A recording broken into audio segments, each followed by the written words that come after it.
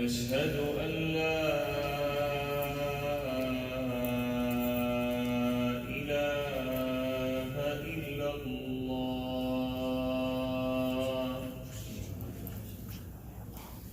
أشهد أن لا إله إلا الله.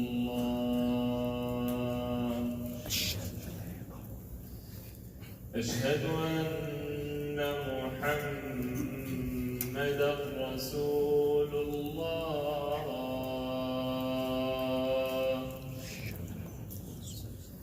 أشهد أن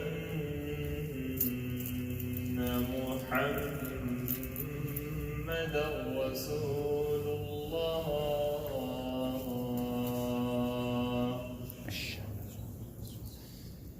حي على الصلاة.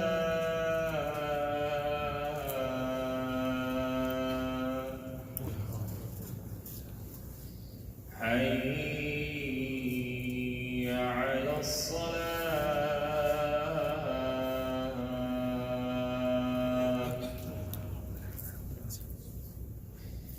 حي على الفلاح.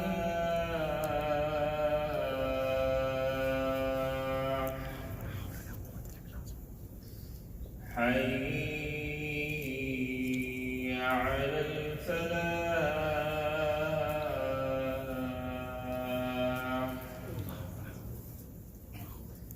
الله أكبر. الله أكبر. الله أكبر. الله أكبر. لا إله إلا الله. لا إله إلا الله.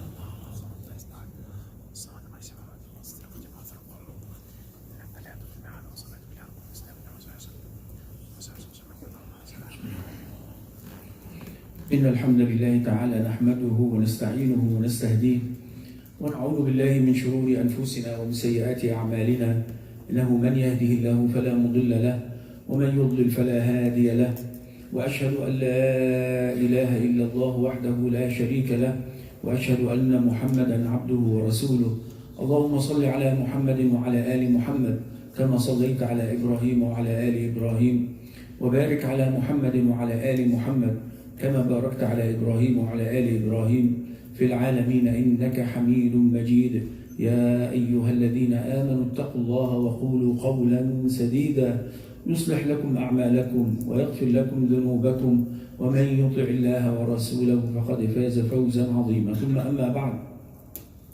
We'll continue our discussion about اقامة الدين, the concept of اقامة, to as we said, to build and to live in and live by and to maintain. And Allah subhanahu wa ta'ala in many ayat of the Quran talk about اقامة الدين, to establish the religion of Islam. أقيموا وجهكم عند كل مسجد, direct your face and build your relationship with the masjid, and أقيموا الصلاة, establish the salah. And we mentioned that salah, as we all know, one main pillar of Islam, بني الإسلام على خمس. Islam was built on 5 pillars, and one of them is as-salah. And salah is not only an act of ibadah that we do, it's a complete system. This is why the Quran used the word aqimu, because the sense of and the meaning of the word is as if you build a building. There is a lot. There is foundation, walls, electricity, plumbing, carpet. There is a lot of details to live in the building. So the same way, this is what we do with salah. Salah is not only you pray and go.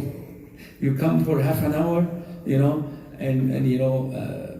you see some people and you listen to some words and you go home. No. Salah is a complete system that we have to, actually Allah built it for us, and we have to build our relationship with Salah, and we have to benefit from Salah, and we have to understand how to connect ourselves to Salah to gain and benefit from Salah. This is what we mentioned last time. Inshallah, we'll continue about Salah. But someone asked me and he told me, what is the goal of what you are saying? And subhanAllah, in the same time I was reading in the Quran and I came by this ayah in Surah Al-Nahl. Allah subhanahu wa ta'ala يقول من عمل صالحا من ذكر أو أنثى وهو مؤمن فلنحيينه حياة طيبة ولنجزينهم أجرهم بأحسن ما كانوا يعملون. Whoever do good deeds, male or female, Allah subhanahu wa ta'ala will give him a good life. So this is the ultimate goal we need to do. Yes, we need to be successful in Akhirah. You need to achieve falah in Akhirah to go to Jannah. But in dunya, it's not, many people, and subhanAllah, again, this is the balance, the mizan. Should we focus on Akhirah or should we focus on dunya? And many people lose, they go out of balance, and this is where Allah subhanahu wa ta'ala teaching us, وَابْتَغِ فِي مَا آتَاكَ اللَّهُ الدَّارَ الْآخِرَةَ وَلَا تَنْسَ نَصِيبَكَ مِنَ الدُّنْيَا. So make your ultimate goal Akhirah. Your house in Jannah. This is your ultimate goal. But don't forget your share in dunya. Because subhanAllah, when we ignore dunya, others will control the dunya and will be affected with their influence that we may lose Akhirah. Make sense? So this is what happens. When Muslims are strong in dunya, they become also, they're able to implement their deen. Take, for example, the economical system, the financial system in the whole globe. It's completely against Islam. It's completely against human fitrah, But we have to deal with it. We have to make fatwa to buy houses with the mortgage. You have to accept the credit card. There's a lot of issues, not only in Canada, but even in Muslim countries that fuqaha and ulama need to deal with because we are not leading in the financial system and in the economy and so on. So because we are late or we are lazy, we left the dunya to others to enforce their ideology and their philosophy, and we just follow them. And this is the main problem. And this is why, subhanAllah, I love the statement, الدين أس والملك حارس فما لا أس له فمهدوم وما لا حارس له فضائع. الدين is the foundation of any building. Your life based on the foundation of deen. In the same time, al-dunya, to control the dunya, will be the security to protect your deen and to protect your interest and your ibadah and so on and so on, And you see, in Canada, in Quebec, which is we completely against it, the government of Quebec refused to allow the Muslim women with hijab to be teachers in school or even in public service. So this is completely wrong. I'm not saying women should work or not. I'm not talking about this. But to prevent someone to practice his deen and the way he dresses because his religion, but imagine if Muslims have power, nobody can force this on us. So you need the quwwah, you need the power with all different types of power to be able to live your deen, to be able to go to Jannah, inshallah. So this concept of al-hayat tayyibah is important for us to focus on and to work to achieve. And al-hayat tayyibah doesn't mean hayat sa'ida, doesn't mean happy life. Because as-sa'ad al-haqiqiyya fil akhirah, the true happiness will be in akhirah.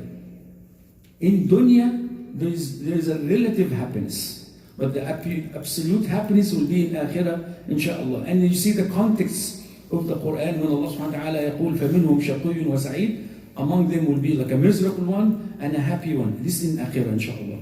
But in dunya, it's a relative happiness. Why? Because the dunya based on ibtila, based on test. Allah, you claim I'm Muslim, you are Muslim, and I claim I'm Muslim.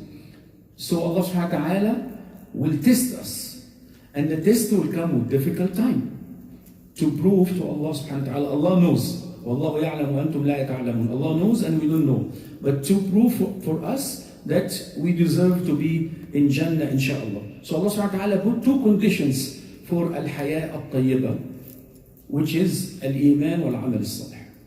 To have iman in Allah subhanahu wa ta'ala and all the arkan of iman, all the pillars of iman in Allah and Yawm al-Qiyamah and the prophets and the books before Islam and so on. And the good deeds, al-amal al-salih. So it's not only by iman, it's not only by I believe in Allah subhanahu wa ta'ala, but you have to move, you have to come to salah, you have to connect yourself to salah. And again, subhanAllah, the problem with this, that, and I was talking last time in the Arabic khutbah about the same topic, and, we have a lot of issues, whatever psychology or, you need to go to family counseling. And I mentioned one major problem that we have to do this now, which is not good. It is because we are not learning our deen in the normal way. We are not learning even from the previous generations. If you go back 100 years ago, people don't have this family counseling, but they have the a'ilah, the family, or they have the tribe. And there is behavior and spirit, ruh, تنتقل من جيل إلى آخر. It moves from one generation to another.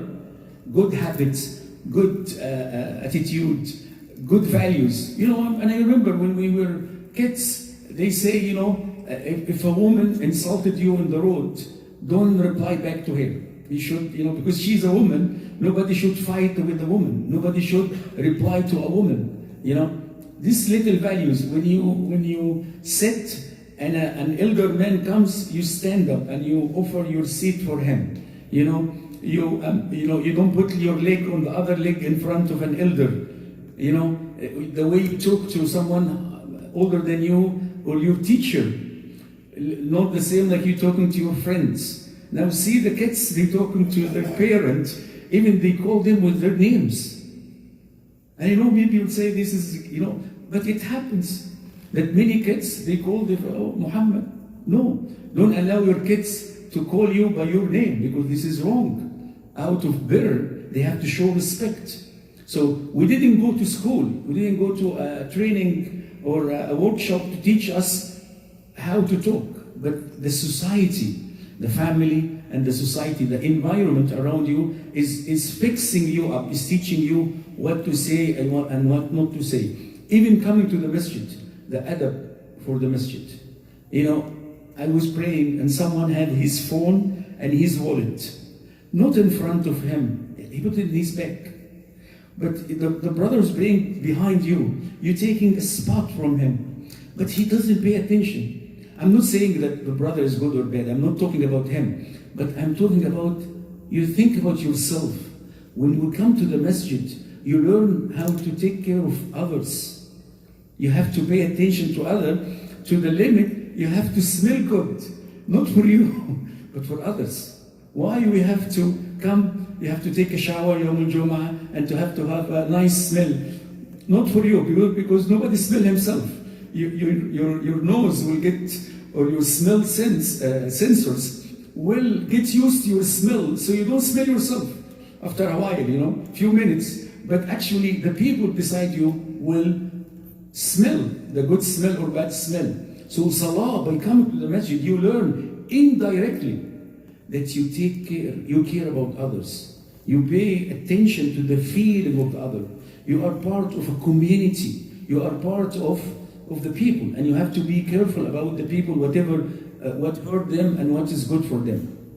This is why I'm saying the success, the hayat tayyibah, the good life in dunya, or the success, al-falah in akhirah, subhanAllah, it's like a train on the rail. The rail for the trains is two. You have two rails. One is the individual effort, and one is the Jama'ah effort, the Ummah effort, the together effort, the teamwork. And without the two rails, the train would not travel. And subhanAllah, you go through the history, and we have many proofs that Sometimes the ummah is good, but the rulers are bad, and the government is bad, we go nowhere. And sometimes the ruler is good, but the people are not good, we go nowhere. And it happened many times. And many times they talk about Salah ad-Din. Salah ad-Din, rahimahullah, was a good man. And I saw titles of books talking about Jil Salah ad-Din. We want to bring back Jil, the generation of Salah ad-Din. But actually the generation of Salah ad-Din was not good at all. His kids, like Salah ad-Din took Bayt al-Maqdis, he freed Palestine, Quds. His children gave it back to Crusaders, with no fight. So it's not about the generation. You need both of them. We need you, and we need the ummah. And this is where اقامة الدين. This is where اقامة الصلاة. And subhanAllah, salah, you pray by yourself and you pray with Jama'ah. And this will plant in our hearts and our minds العمل الفردي والعمل الجماعي, the individual work and the group work, that we need to have both of them. We cannot fix the problems that Muslim community facing in Canada in a specific, or the Muslim Ummah in general, without having the two elements. And Salah is a great lesson that we learn by coming to the masjid, by praying by yourself, how to do this, inshallah. So the more we learn our deen, and the more we practice our deen, the less harm, and the less difficulty, and the less panic, and the less psychological diseases that will be spread in the society. Less problems between man and husband. And subhanAllah, when you read the hadith, just one hadith, that when the woman come to the masjid and listen to a khutbah, or listen to, and the man the same, إذا صلت المرأة خمسها وحصنت فرجها وأطاعت بعلها دخلت من أي أبواب الجنة شاءت. So any woman, when she pray the 5 times prayers and protect her private parts and obey her husband, she will enter from any door of Jannah. Just imagine if this hadith is said and explained to our daughters and our women all the time, and it go in their mind, and they're conscious that this is, you want to go to Jannah, listen to your husband. You want to go to Jannah, please him. In the same time, the man also, Allah subhanahu wa ta'ala say, وَعَاشِرُهُنَّ بِالْمَعْرُوفِ, live with them in a good way. You see, when any problem happen and conflict in any house, you can see, the garbage that comes out of the house, that it was covered. But the moment any conflict happen, we see and we smell the bad life they having. Why? Because the deen is not there. But if we have the deen in our life, then many problems will be solved, because you will obey Allah in your wife and your children, and the woman will obey Allah and in you and your children. So we ask Allah subhanahu wa ta'ala to make us among those. أقول قولي هذا وأستغفر الله لي ولكم فاستغفروه إنه غفور رحيم.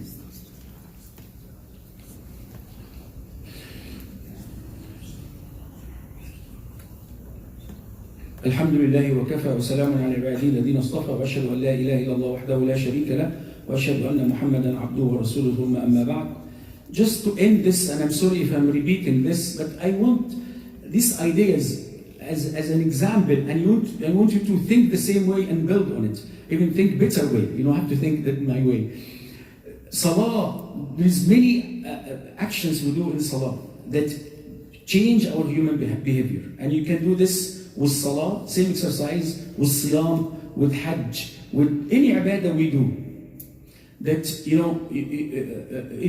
Salah teach us how to be clean. Because, before you come, you make wudu. So, this process of cleaning, that Rasulullah said, if you live in front of a river and you wash 5 times a day, no dirt will remain on you. Salah doing the same. Physically and spiritually. Salah is a process of cleaning. So this will keep you clean all the time. Salah will help you to be on time. إن الصلاة كانت علينا كتابا موقوتا is a timely based ibadah, that we come on time. If you want to catch the Jama'ah, if you are late 5 or 10 minutes, then you lose the Jama'ah. So when you have any meeting, it's a joke that many people say, Arab time or Muslim time or Pakistani time, because we always go late. But it has nothing to do with Islam. It's just a cultural thing that people are late. But Salah teaching us to be on time. And وأفضل الأعمال الصلاة على وقتها. The best actions to pray on time. Salah is teaching us, as I said many times, to the process of election. We elect the best of us to lead the Salah. And it happened every day, 5 times a day. So the political process of election and appointing someone, we do it every time in Salah. So Muslims, we don't allow anyone to lead the Salah. Even if something goes wrong, next time we will not make him Imam for us. Salah will teach us to follow the Imam. When the Imam moves up and down for ruku' and sujood, you cannot go faster than him. You have to follow him. So this teaches us husnul ittiba', the good following of to the Imam. And actually, to be a good follower is way much better to be a good leader. And I'm really upset with the way we think. We need to teach our kids to be good leaders. And if we have all leaders, then people will fight. But we need to be good followers of Allah subhanahu wa ta'ala. And Islam is our leaders. We don't want to make leaders. Wallahi, we don't need leaders. If we have good followers, when Rasulullah sallallahu passed away, we have good followers. We don't know for sure that Abu Bakr will be Khalifa or Umar will be Khalifa. But the good followers elected Abu Bakr. And the good followers elected Umar. And together they convey the message to us. Why? With the good following. And it's a misconception that we need leaders. We need good followers. Husnul ittiba', how to follow in the best way. And subhanAllah, when the Imam make mistake, we correct him. Because the Ummah is paying attention. We are not sleeping behind the Imam. Even right now, if I said something wrong, you will correct me. You will not accept anything goes against al-ma'lum min al-din bil-darura, what is well known in Islam. If I said something against the basic knowledge of Islam, after Salah, you say, brother, you said something wrong. Why? Because the Ummah is monitoring their leaders. Same would happen with the Imam, and it should happen with political leaders. Whatever the mayor of Oakville or the premier of Ontario or the prime minister of Canada, you have the right, and you learn this in your deen. It's not, and this is a problem that Muslims, we are not involved in politics. No, actually, we are involved.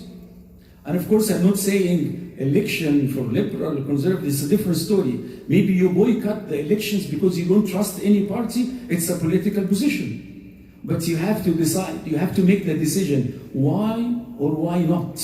Because you believe in certain things. And there is masalih and mafasid, there is some benefits and harm may happen to the Muslim society, but you are part of this. And you learn this in Salah.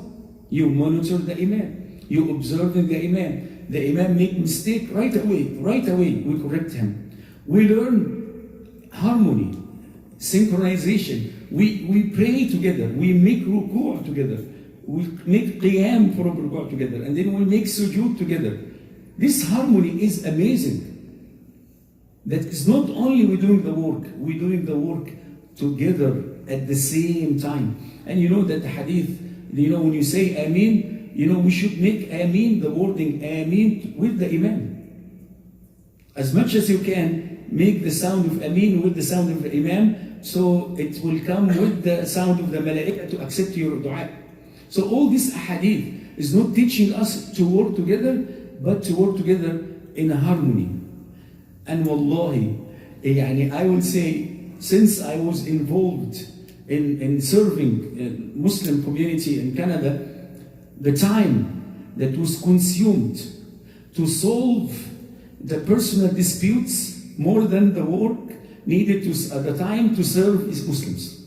People working together in the same group, in the same organization, and they fight all the time. Why? Because the personal desires. There is no harmony. There is no alignment. Everyone wants something, sometimes for himself. But if we make our focus to Allah subhanahu wa ta'ala, then people will be united. Why are you doing this? For Allah, then we talk. But if you do it for yourself, then yourself will conflict with myself, with his self, with my desire, your desire, and so on. But if we all focus to Allah subhanahu wa ta'ala, and this is what we learn from Salah. Why do you think we pray to one direction, to Kaaba? We learn this from Salah, that all of us should make our goal Allah subhanahu wa ta'ala. The same way when we pray, we make our direction to Kaaba. All these lessons that we learn from Salah, it goes back in our mind, not by words, by implementation, by daily practice of techniques and actions that Allah subhanahu wa ta'ala helping us. Even when you wait for the Imam, sometimes the Imam is late. This teaches you sabr, to be patient. When you go out and there is many cars and there is, it takes time. This teaches you sabr. Every week we have a sabr training school, leaving the parking lot because, this is the fact that we don't have enough space. May Allah subhanahu wa ta'ala give us more room and more buildings to accept everyone and adapt everyone. Even Salah teaches us to accept different opinions. Especially in Canada, back home, if you are in a certain country, the Shafi'i madhab is dominant, or the Hanafi madhab, and so on. When we come here, people have different way of dressing, different way of they stand, different way of, put their hand, different way they say Ameen. Even Janazah, you recite Fatiha or not. There is different opinions, which is accepted in Islam. What we call ad-dalil al-mu'tabar. And all these different opinions based on authentic evidence from Kitab or Sunnah, we accept it.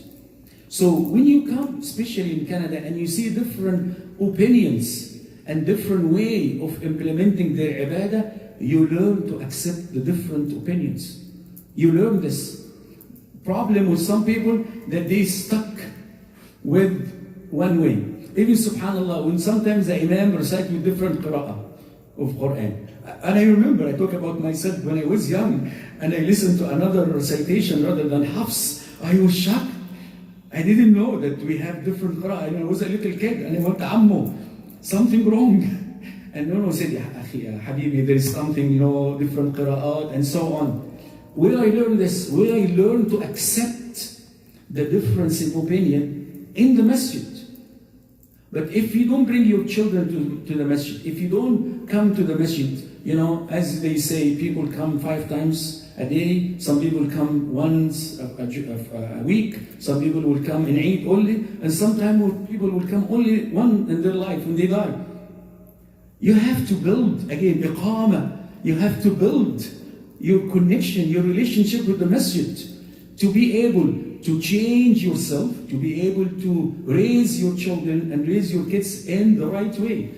And not only that, and let me end with this, if you want to raise your kids by yourself, it will be very difficult. But when you bring them to the masjid, what will happen? What we used to be, and elder people like myself, remember this, if I do anything wrong in the street, any ammu or uncle will, I'm not saying hate me, but he will discipline me. And when I go crying to my father, my father will tell you did something wrong. And when he meet him, he will thank him that he's teaching me, he's helping my father, raising me. So when you bring your child to the masjid, people, the community will help you raising your children. If you stay at home, you put all the responsibility in yourself. So Salah, again, subhanallah, and again, we can talk for hours. And you can take every salah, the ruku', the sujood, the word Allahu Akbar, just the word will say Allahu Akbar. Every time you move from one rukn to another, from ruku' to sujood to qiyam, you say Allahu Akbar. It's like engraving in your heart that Allahu Akbar from anything, compared to anything, Allahu Akbar. From your wife, from your wealth, from your health, from your children, from your work you left, from anything, Allahu Akbar. You should make Allah is your ultimate goal. We learn this in Salah. That's why Allah subhanahu wa ta'ala and the Quran use the word aqimu, build. You have to build this relationship, and you have to build this building in your life. We ask Allah subhanahu wa ta'ala to make us among those who yuqimu الدين, to establish the deen and establish salah and yuqimu salah. رب اجعلنا مقيم الصلاة ومن ذريتنا ربنا وتقبل دعاء ربنا اغفر لنا ولآبائنا ولأمهاتنا إلى يوم القيامة يا رب العالمين. اللهم اهد أولادنا وبناتنا ونساءنا إلى يوم الدين يا رب العالمين. ربنا آمنا بما أنزلت واتبعنا الرسول فاكتبنا مع الشاهدين. اللهم إنا نسألك من كل خير سألك منه عبدك نبيك محمد صلى الله عليه وسلم وعبادك الصالحون، ونعوذ بك من كل شر استعاذ منه عبدك ونبيك محمد صلى الله عليه وسلم وعبادك الصالحون. اللهم إنا نسألك من الخير كله عاجله وآجله ما علمنا منه وما لم نعلم، ونعوذ بك من الشر كله عاجله وآجله ما علمنا منه وما لم نعلم. انصر الإسلام والمسلمين في كل زمان وفي كل مكان. اللهم حرر المسجد الأقصى الأسير ورده إلينا سالما غانما يا رب العالمين. ربنا آتنا في الدنيا حسنة وفي الآخرة حسنة وقنا عذاب النار، وآخر دعوانا الحمد لله رب العالمين.